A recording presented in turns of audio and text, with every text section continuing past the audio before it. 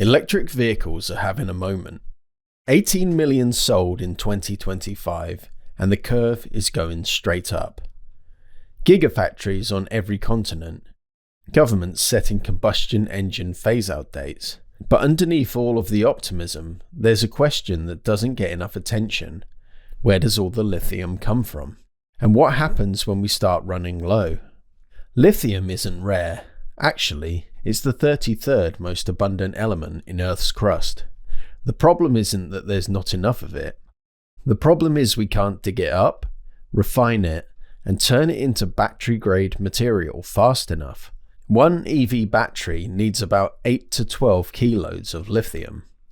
At current growth rates, demand quadruples by 2035.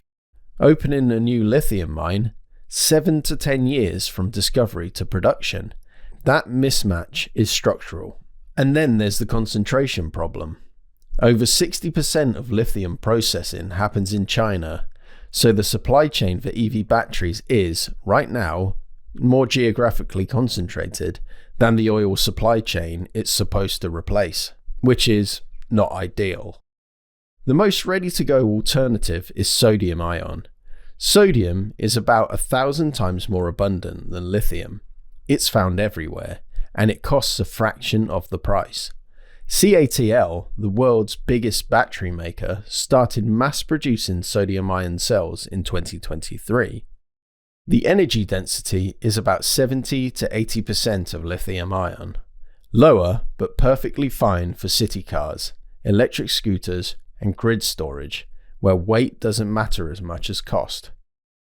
Sodium-ion won't power luxury SUVs across the continent. It doesn't need to. It needs to power everything else. And that's most of the market. Then there's solid state. Replace the liquid electrolyte with a solid material, ceramic or glass, and you get higher energy density, faster charging, less fire risk, and longer life. Toyota says commercial solid state by 2027. Samsung SDI and QuantumScape have demo cells. But the engineering problem is this. Solid electrolytes are brittle. They crack when the battery charges and discharges because the electrodes expand and contract. Solving that in a lab is one thing.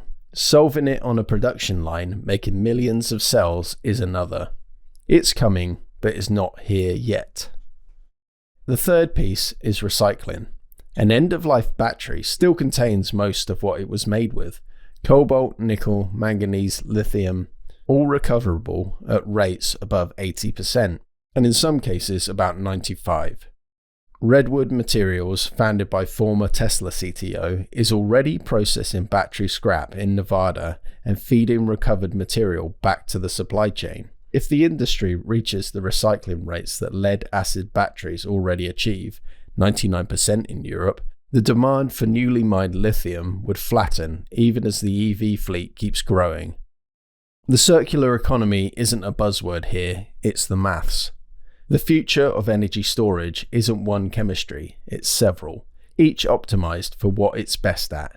Lithium for long range, sodium for affordability, solid state for performance, iron-air for grid-scale duration.